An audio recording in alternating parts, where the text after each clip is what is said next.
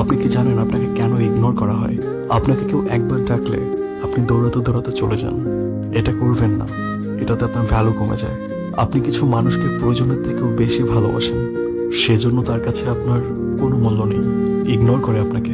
আপনি প্রচুর মন খুলে কথা বলেন, এজন্য আপনার কথার মূল্য দেয় না। আপনি সবাইকে আপন ভাবেন এবং আপনার মনের ইচ্ছাগুলো আপনি তাদের সাথে শেয়ার করেন। এতে তাদের কাছে আপনার ভ্যালু কমে যায় আর তারা আপনাকে ইগনোর করে। নিজেকে কখনো সস্তা বানিয়ে ফেলবেন না, নিজের সম্মানটুকু ধরে রাখার চেষ্টা করবেন। মানুষের চোখে খারাপ হতে গেলে কোনো খারাপ কিছু করার দরকার নেই।